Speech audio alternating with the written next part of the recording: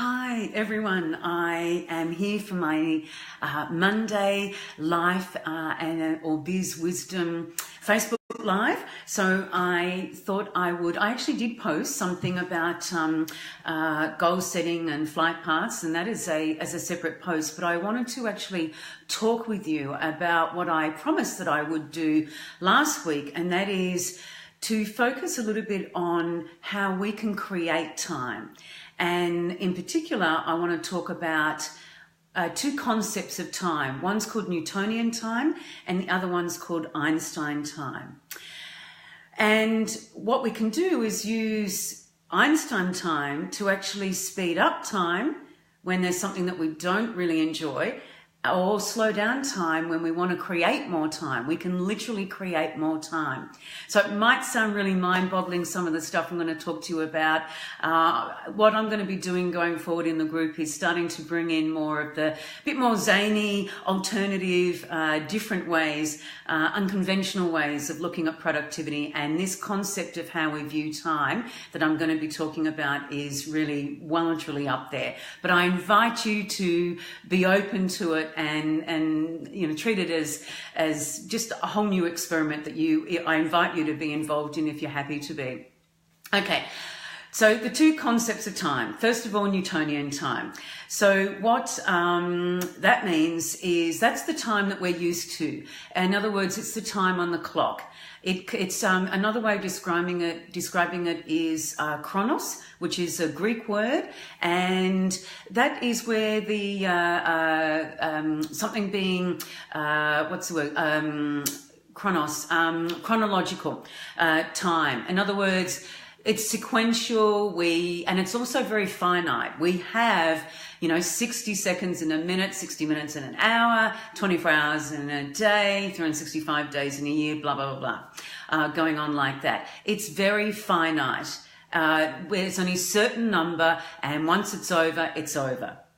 And of course, also what goes with this chronos time, and it's also called Newtonian time, and that is because it was initially developed by Sir Isaac Newton. So back in, the 17th century or whenever, when clocks were really first developed. And of course, it's what we traditionally use now.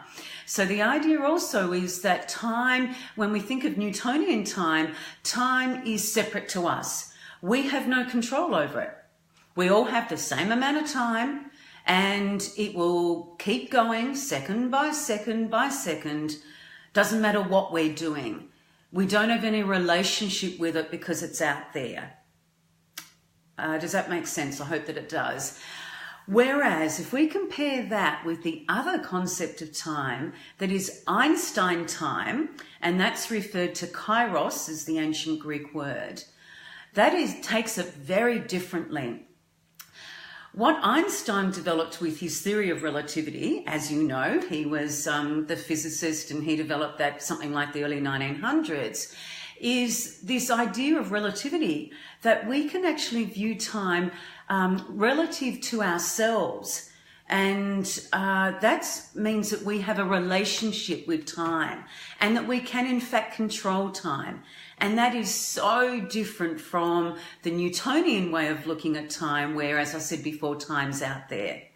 So with Einstein time, we can influence it because it's not linear and it's not out there. With Einstein time, it actually means that we are time. It is not finite because we can create it, and I'll talk in a minute about speeding it up when we want time to speed up, and slowing it down when we don't want it to. And it means that because we are time comes from within us, which might sound a bit weird, but bear with me and I'll explain it a little bit more. And therefore, time is not out there. We can, hi Cheryl, thanks for joining. We can create it and mold it the way that we want to. So these concepts, I am basing what I want to be talking about on two particular books. The first one is by Gay Hendricks, and I'll actually write down the titles and the authors in the comment afterwards. So Gay Hendricks is an American psychologist. He has a business with his wife. He's been very successful over many, many years, in particular around relationships. But he's also a really important writer in his own right. And he wrote this great book. It's one of my absolute favorites, called The Big Leap. And if you haven't read it, I would really encourage you to, because in The Big Leap, he talks about us having what he calls the upper limit problem, which is basically that we all have glass ceilings unless we actually do something about it. So what that means is we can have as much success as we think that we deserve, and that if we get a little bit close to it, we'll actually sabotage ourselves, not consciously usually, but unconsciously, so that we actually then don't break through that upper limit or that glass ceiling. And it keeps us small and keeps us safe. So that's what his book's about. But what he talks about is actually being able to bust through that upper limit. And one of the ways to do that, he talks about us finding our zone of genius. And once we've done that, because most of us are not at our zone of genius, because we have this upper limit problem. If we break through that, then we can actually get into our zone of genius and our creativity, and we can create time with that process, which means that we can actually spend more time in our zone of genius. So he has one chapter in his book focus entirely on Einstein time. So he explains what it is, and I really encourage you to read it, as I said, and talks about how we view time can change.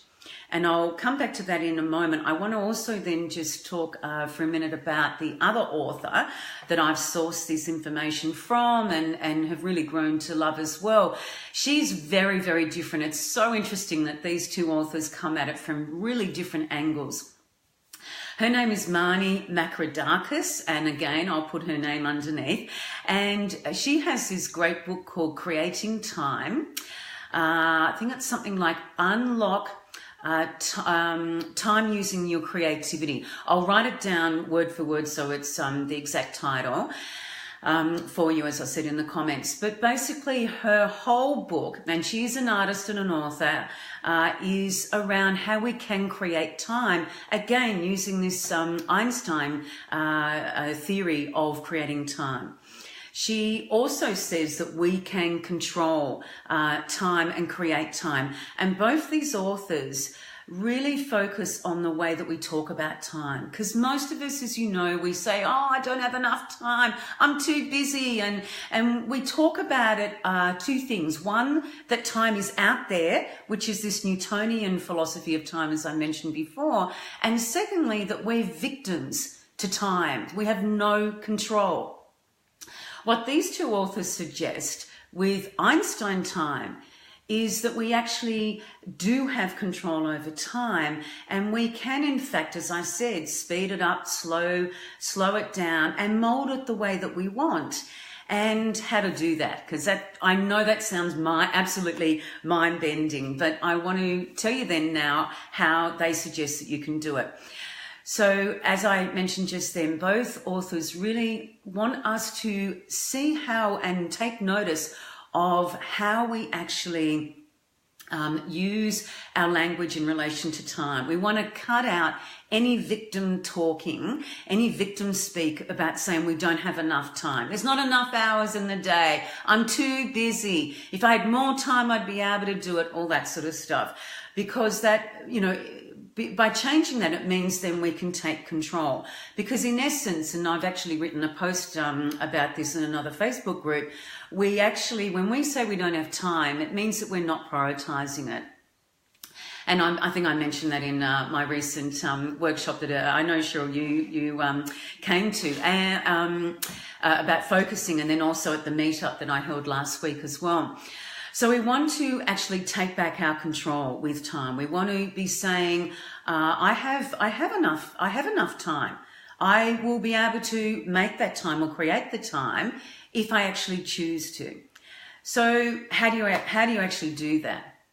The thing is, when we want to slow down time, of course, that's usually when it's something that we really enjoy and we want the time to last, as long as possible.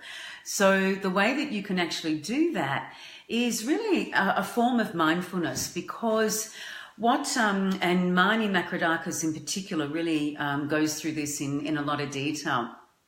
She also talks about using love, gratitude, flow, those concepts to actually create time as well. But there's a chapter on each, and her whole book is on creating time. So I'd really encourage you to have a look at it. But in particular, what she suggests with slowing down time so that we can enjoy it more is to actually be in the present moment. It's really mindfulness. It's actually knowing that we are enjoying something and really focusing on that level of enjoyment. In other words, how are we enjoying it? Where are we? What are we actually doing or being or, using our senses? What are we seeing? What are we hearing? What are we feeling? Maybe tasting. Being really mindful and being in the moment to really focus on that. And I know that can be hard if you're in mixed company and things are happening. But as much as possible, what I really invite you to actually do is to do this as a bit of an experiment. I've started doing it more recently, and I've actually really enjoyed it. And it is a practice, but I'm noticing it's starting to work a little bit, where I stop and I, as I said, become aware of what it is that I'm doing that's so much fun, in terms of my senses, as I just mentioned, and how I feel in my body, and taking some deep breaths and really actually, and this is using the visualization, which I love, imagine the experience actually stretching out in that moment and really savoring it. And actually taking like mental pictures, like little, camera shots in your mind of what's so beautiful. It might be a conversation you're having with someone's, company you really enjoy, or a movie, or, you're on a walk and you're seeing a gorgeous sunset. Whatever it is, imagine taking little snapshots mentally that you can actually recall later and you can use to stretch the time. So the more that you actually do that, as I said, it's really a form of mindfulness and slowing down as a result. And then that way, the time actually spreads out. So I really, really invite you to actually give it a go. Then, conversely, if you want time to speed up, and I mean, who doesn't when we're, I'm thinking of my taxes, or I'm in the dentist chair. And of course, often, don't we find, when the stuff we don't like doing, it seems to drag. Time drags. And it's like, oh my God, when is this ever going to be over? And all that sort of thing. What you can do is actually looking at ways to speed up the time. So that can be doing things like, a little bit similar, things like in daydreaming. Whatever, if you're able to, and it doesn't require your full concentration. Actually, like I'm thinking, if I'm lying in the dentist chair and I can't physically do something, so daydreaming and consciously thinking of things that I really enjoy.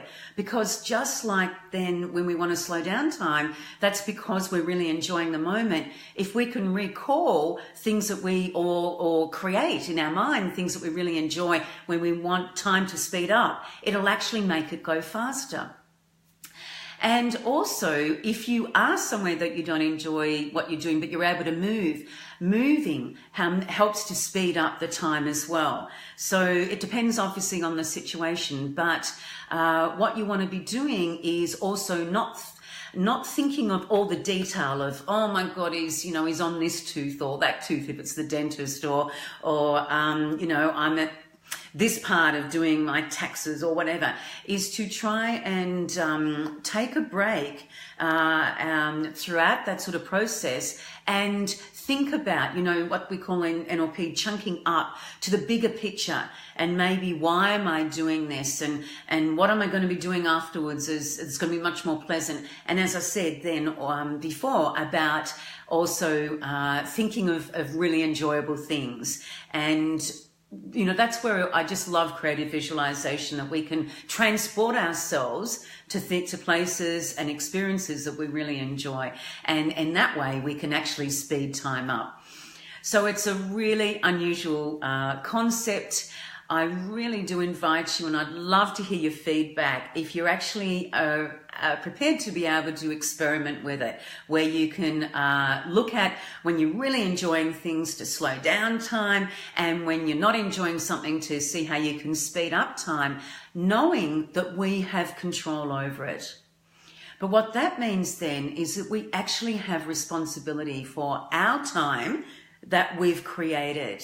So we want to be really conscious of how we're spending our time, and as I mentioned earlier, the language that we're using around time. And when we're not prioritizing something, how that impacts the time that we devote to it, create for it or not, and then what the results are in our lives that we're getting. And so it's all about taking responsibility in creating time. And the benefits are that it's so much more fun. It does give us more time. Talking about this as Einstein time and not Newtonian time. We actually don't have to worry about the clock as much. And I mean, obviously the clocks still exist. I'm not trying to be, that silly in that respect, but how we perceive and view time is the key. And that's why I'm saying we're able to speed it up and slow it down, which has we have a lot of control over. So, and as I said, it really makes us think what our responsibilities are for ourselves in regards to time and our relationship with time. So, hello Deepa, thanks for joining. So I would encourage you to have a look at the Facebook Live if you are watching this as a recording, or if you didn't catch it from the beginning. I'm going to put the names of these books and the authors so that you can have a look at them if you like. Any comments you've got about this, it's a whole different way of viewing time. It doesn't mean that we don't follow traditional time management systems, but I just love the concept because it means we can be in control. And if we have less stress as a result, if we enjoy the things we're doing a lot more, then, let's try it. That's what it's all about. So I will love you and leave you with that. As I said, any comments, questions, you think I'm crazy, that's fine. You're welcome to write that in the comments. As I said, I'm going to be bringing some more way out stuff as we go along, and I just love your involvement with it. So until next week, I'm going to say bye-bye for now.